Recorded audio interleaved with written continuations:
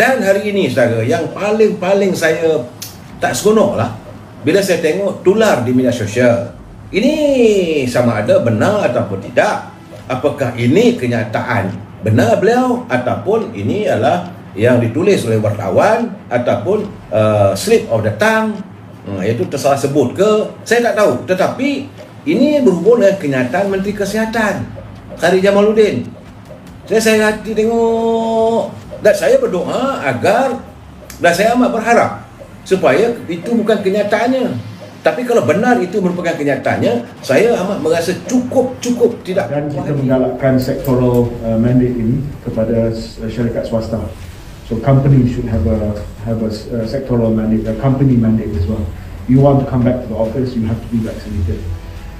Dan pendekatan kita juga adalah to make, sorry to say lah, to make life very difficult for you if you're not vaccinated, because you choose not to be vaccinated. If you cannot be vaccinated on health grounds, that's fine. We give you a MySejahtera digital exemption e-certificate. But if you don't choose to vaccinate yourselves because you don't want to vaccinate yourself, then we will make life difficult for you, continue to make life difficult for you. You cannot dine in restaurants, cannot go into shopping centres. And I will be releasing the national testing strategy next week. We will also probably mandate you to go through weekly tests, saliva tests, that you have to pay for. Government doesn't pay for. So if you choose not to vaccinate yourself, then we will probably ask you to do regular tests. Kerana dia kata cara itu nampak terlalu angkuh. Apa yang dilontarkan, kenyataan itu nampak angkuh, dan sepatutnya sesuatu akhbar pada Menteri Kesihatan kena perbetulkan. Pemimpin menteri harus tahu sensitiviti rakyat. Jangan lontarkan kenyataan begitu saja. Sebab itu setiap pemimpin dia kena berhati-hati dalam setiap kenyataannya. Rakyat boleh cakap macam-macam, kamu pemimpin tak boleh. Bila dia mengatakan antara yang tular di media sosial, bila adanya kenyataan, kita akan susahkan urusan anti vaksin. Dan saya tengok kenyataan ini tersiar dalam media sosial, di Metro TV dan banyak media-media sosial lain. Saya kata, kenapa seorang menteri bercakap benda begitu? Seolah-olah kamu mempunyai satu kuasa yang besar. Kamu seolah-olah kamu ni hebat sangat, boleh menyusahkan orang. Betul, kamu tak bersetuju, kamu marah kalau adanya golongan yang anti vaksin, kerana kamu merasakan vaksin ini adalah sebagai daripada usaha untuk membasmi jangkitan ataupun merebaknya, menularnya virus corona. Tetapi bukan itu caranya. Orang Melayu ni dengan budi baik, dengan bahasa yang baik. Jadi saudara Ramli, kerajaan tolong kawal harga barang makin mencanak. Ini keadaannya, rakyat sudah tertekan, harga barangan naik, tapi menteri tunjuk keangkuhan. Saya tengok kenyataan sebut saudara, dalam kemudian masuk dalam WhatsApp kumpulan saya, terdapat seorang kiriman pelayar menggunakan nama Ahmad. Dia kata bahawa kerajaan tidak akan beri muka kepada anti vaksin, dan ini diikuti dengan catatan dia, sungguh zalim akan kata-kata kerja ini. Jadi jangan risau, dia kata. Sebab kita adalah manusia, kita rakyat Malaysia, kita manusia. Kita, diri kita, tubuh badan kita, hak kita, Tuhan empunya badan. Jadi KJ jangan mencabar hak asasi manusia. Jadi ibaratkan anti vaksin ini sampah atau pembawa penyakit. Sebab saya katakan tadi, kalau salah, nampak dia tulis lagi, kurang sopan lah tu. Ayatnya lebih teruk dari itulah. Saya tak mau melontarkan kenyataan itu yang tentu lagi lebih bagus lagi ya. Kalau rakyat pula buat report macam mana katanya? Kami ini sentiasa jaga diri kami. Kami patuh SOP. Kami tak bercampur dengan orang lawa.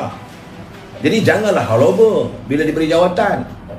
PRU 15 nanti kita pulaukan KJ. Ini kesan daripada rakyat. Sebab itu pemimpin jangan terlalu angkuh.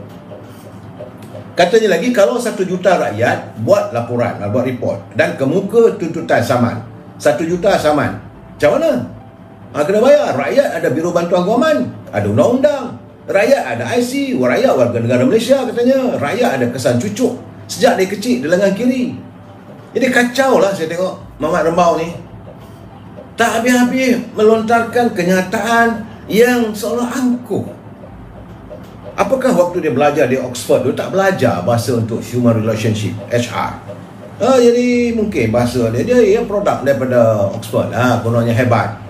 Sedangkan orang Melayu ni kaya dengan budi bahasa. Saya dah cakap dia pemimpin.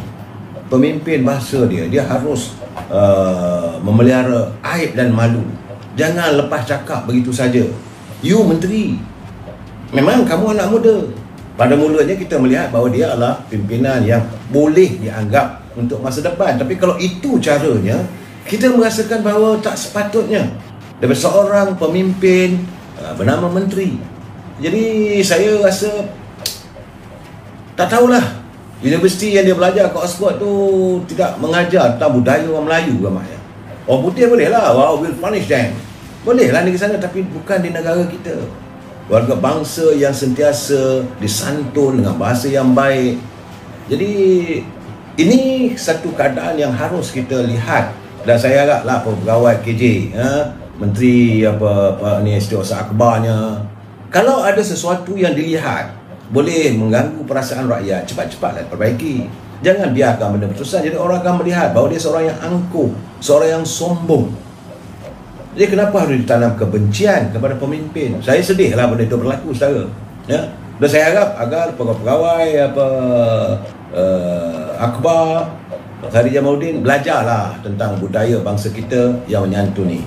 Kadang sekarang ni nilai budi dalam perjuangan perlulah kita lihat apabila anda menyantuni soal-soal berpolitik.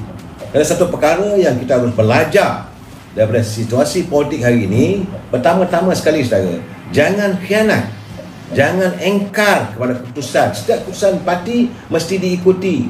Jangan mungkir janji dan jangan bersikap munafik, dan jangan tipu penyokong.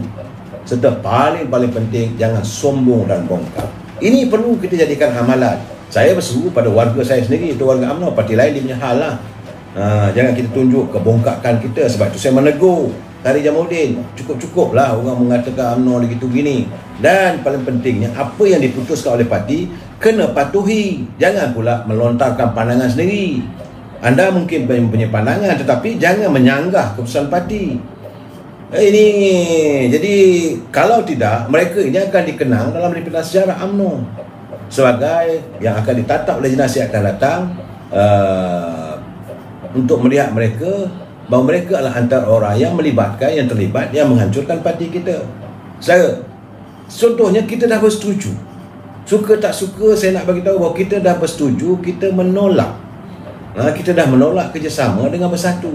Tak usahlah nak dibangkitkan lagi. Tak ada keperluan dah. Enough is enough. Cukup-cukuplah. No Bersatu PBM. Jadi Presiden dah bercakap, akar umbi dah bercakap, semua dah buat. Cuma yang masih megang kuasa, yang masih jadi menteri, kerana mereka berada dalam kerajaan dan kabinet sekarang ni, kononnya nak menyantuni yang semua itu masalah mereka lah, bukan masalah kita. Bukan masalah ahli parti. Ahli parti dah tak nak. Sebab kita tahu bagaimana kita ditipu, macam mana kita dilayan, bukan sebagai sahabat. Jadi saya rasa mandat dah dibagi pada pimpinan, Datuk Seri Presiden, dia kena ikutlah. Jadi saya hairan bagaimana isu ini masih dibangkit tak selesai-selesai dalam usaha kita, dalam situasi kita menghadapi pilihan raya yang mungkin akan diadakan di Negeri Melaka. Saya hairan kenapa benda ini dilontarkan lagi. Pas pula masih lagi nak jadi juara. Ada pula kalangan menteri kita, ketua bahagian yang bergelar menteri, yang dulu dia berada dalam senario kepimpinan negara, kepimpinan politik UMNO di peringkat majlis tinggi. Tiba-tiba dia pula sekarang ni mengatakan jangan keluar kenyataan begitu, jangan buat begitu. Kenapa? Kenapa nak disantun PBM? Cukup-cukuplah, rakyat dah tak mau. Kalau you rasa you nak perjuangkan untuk parti sebut, macam saya katakan, pintu terbuka, terpulang. UMNO tak pernah pun meletakkan syarat you mesti 100% dengan kita. Kalau you tak nak keluar pada parti, tak boleh. Tak, kalau rasa nak keluar, lah, apa ada masalah. Kalau nak ikut macam mana lebih kurang 600 orang ahli-ahli PAS tentang Berah pun mereka boleh tinggalkan parti mereka. Jadi kenapa nak dibela sangat? Jadi soalan Bersatu dengan PAS ni, janganlah keruhkan keadaan. Kita dah buat begitu sudah, halah jalanlah masing-masing jalan sendirian. Saya dengar juga perdebatan sahabat saya, Saudara Ismi, memang niatnya suci. Tetapi apalah artinya kita berjiwa besar, kita berlapang dada, akhirnya kita ditikam dari belakang. Ini masalahnya bagi saya untuk melihat laba politik dengan adanya bersama dengan PAS ni kita boleh menang dan sebagainya. Itu hanyalah atas meja secara, bukan realiti. Rakyat akan rugi melihat. Dulu memang waktu kita jadi pembangkang, kita merasakan bila kita bersama, okey, dari segi atas kertas. Tapi rakyat sekarang ni dah lain. Mereka melihat bagaimana keburukan politik yang dilakukan oleh pimpinan bersatu, keangkuhan mereka. Mereka ini menuduh UMNO tu begitu begini. Malah Presiden UMNO boleh cakap, gila lah saya kalau saya nak balik pada UMNO. UMNO parti dah kelongkang. Apakah ayat-ayat itu kita nak pakai lagi? Apakah dengan itu kita nak terima? Saya tidak yakin warga UMNO boleh menerima ayat begitu. Nak kerjasama macam mana? Kamu dah maki, kamu dah ludah muka kita ni. Oh, Tuhan aja yang tahu. Tiba-tiba nak baik, cukup-cukup lah.